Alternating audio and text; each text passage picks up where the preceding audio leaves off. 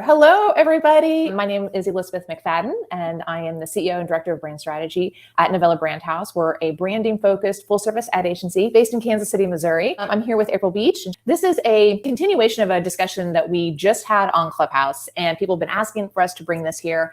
So here we are. And today we're talking about strategies to launch and grow a successful brand. So April, I'm going to hand it over to you to introduce yourself, and then we'll dive in. Hi guys, good morning. We're so excited to be back here, Scale with Strategy here, and Elizabeth is leading today, which I love it. And one of the things as a leader and as a coach to be able to be in this space and also be as a student, I was just realizing when we were in the Clubhouse room how great it is to be able to be in the presence of other leaders and receive. Sometimes as leaders, we're always kind of trying to reverse engineer everything about, how can I be better for my clients? But this morning, I will just say I gave myself permission to be a student, which is very natural anyway. I'm the founder and CEO of the Sweet Life Company and the host of the Sweet Life Entrepreneur Podcast.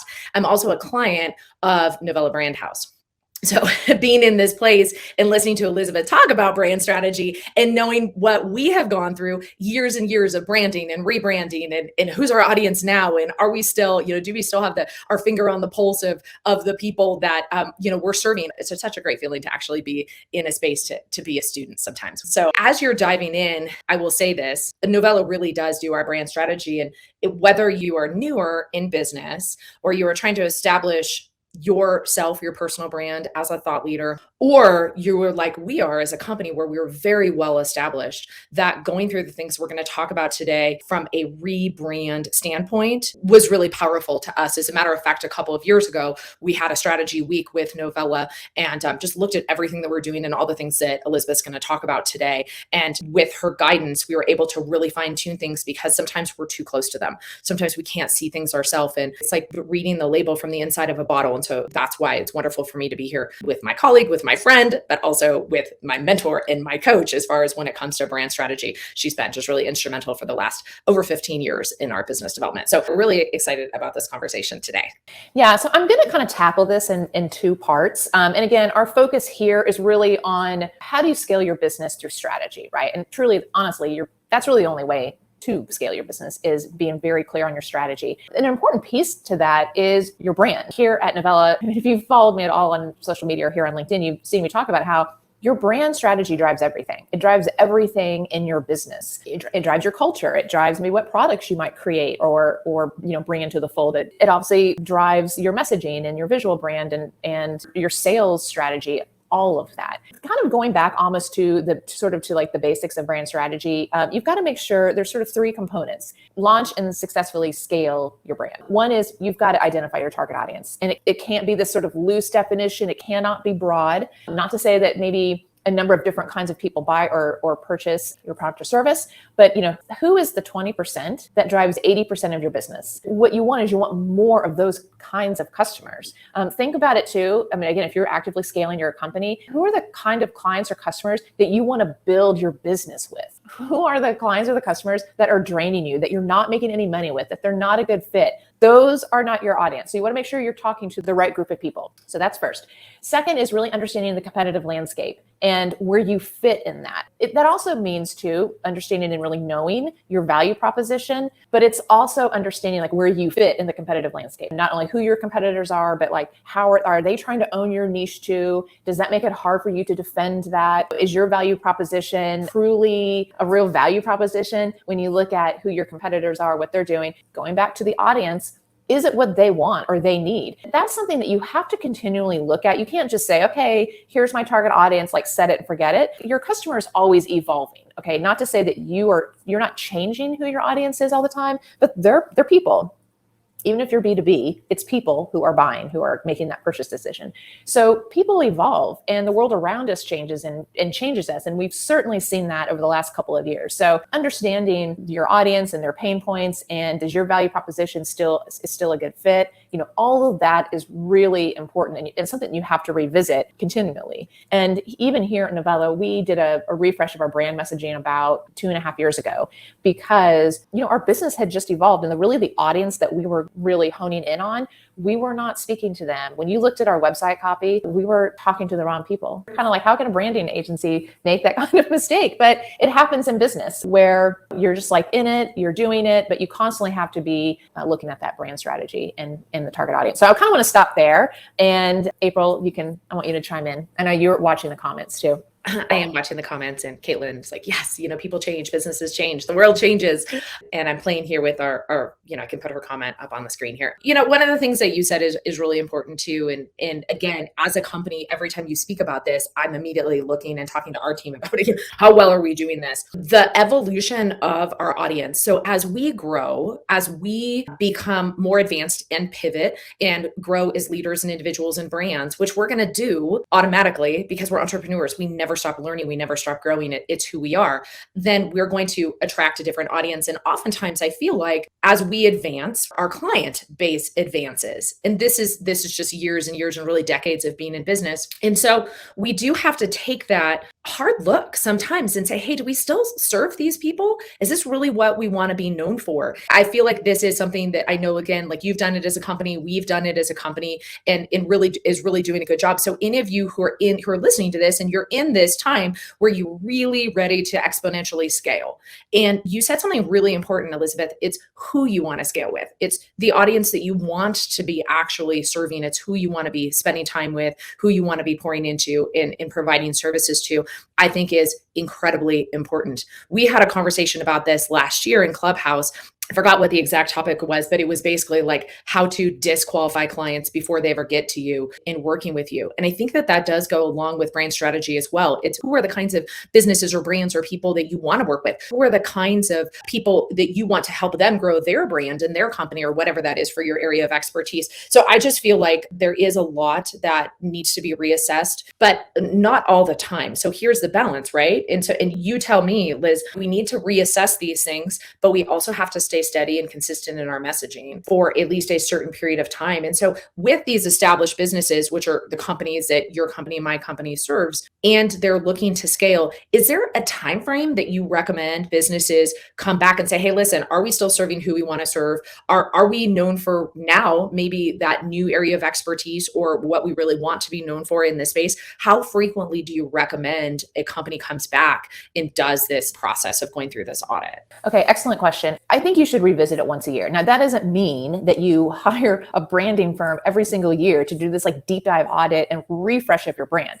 Once a year, you should sit down, if you have an executive team or your whole team, or like if you have a business coach, however, it shouldn't just be one person looking at it. It really should be at least two people, if not maybe a couple more. Take a look at everything that, maybe all your, like, of course, all your digital properties, assets, like website, social media, blog, all that kind of stuff, your sales materials, your pitch decks, like anything that customers or clients interface with, right?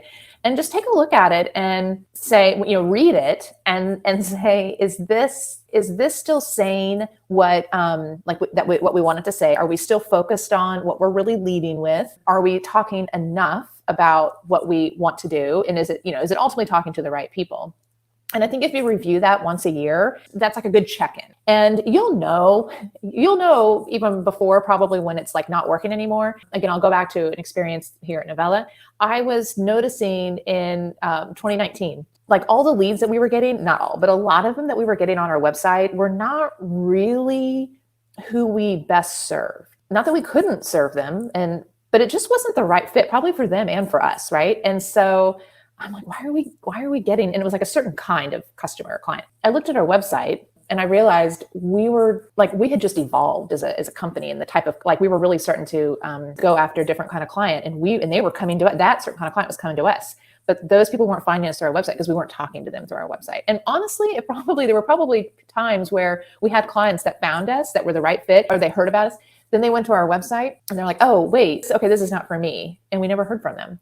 So I want to pull Amy's comment up here. I think this is a really great question. She said, I have had to pause many times and reframe who I'm speaking to. One thing that holds me back is my business is having two completely different avatars with different pain points. So I know I don't know if you can see all her, I don't think you can see all the question there, but so you have a primary audience and you have a secondary audience. Your primary audience is going to be like the 20% that drives 80% of your business. And so that's really what you want to lead with. Then maybe you have another tab on your website, or you have like a landing page or for that secondary audience, because that's not the main funnel for you. If it's like 50-50, maybe what you need to do is have, like, as soon as somebody comes onto the website, it's like, are you this or are you this? Choose the path for them, help them find where they need to go. So that's a great question. And there should always be, and April, you talk about this. I mean, it's like, I know, and again, April is our business coach as well. She helped us get going Novella University and our other online stuff. I mean, April, one thing that you've said is over the years is, what is your one thing? What is your signature offer? Honestly, that helped us double down on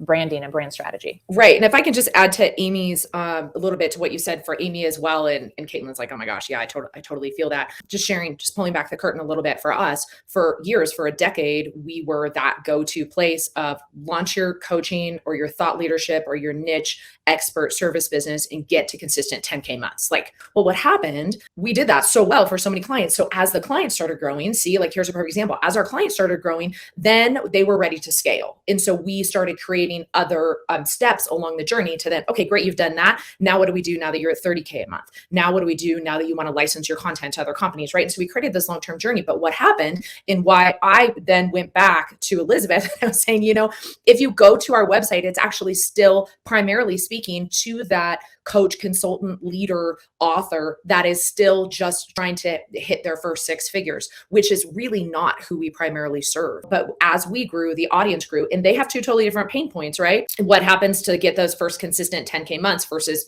having 50K months? Totally different pain points. But the one thing I will say that we were able to do, and hopefully this helps you as well as you're thinking about this, if the pain points are in, for a separate audience, but it still is regarding your area of expertise, like the different pain points are solved in different places of the journey, then exactly like Elizabeth said, we actually have a quiz where companies come in and they self-assess where they are. And based on where they are, we're like, okay, perfect, great. This is your starting point. It's almost like this map saying you are here. And so if this is where you are, this is where you start. I will say our website is still where we need it to be. It's a constant work in progress to change our messaging to our audience. And I still think because it is such a transition and an overhaul, which is really what it is, right?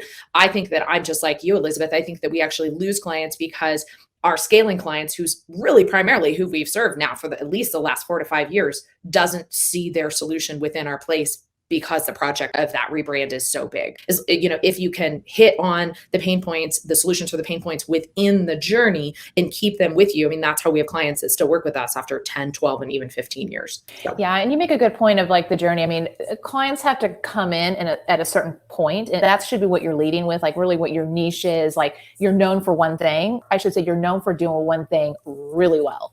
And then once they get into your ecosystem, right, then they're like, oh, okay, I can also do this with you. I can do this with you. And, then you can sort of show all the things that you offer. And we've got we have a wee bit more time. So I'll land it on this. It's just really important. That target audience is such an important piece of your brand strategy and how you launch that brand, how you continue to grow it, because you have to be really dialed in on who your primary audience is. And making sure you're speaking to them using their language. And like we said, when they come to your website, and that's going to be one of the very first things that they do they feel like this is where they belong? Customers or clients, they have some sort of issue or problem. So they're looking for a solution. Are you speaking to that solution? Are you really clear about that? And so two other things I will say is I linked a blog post in the comments.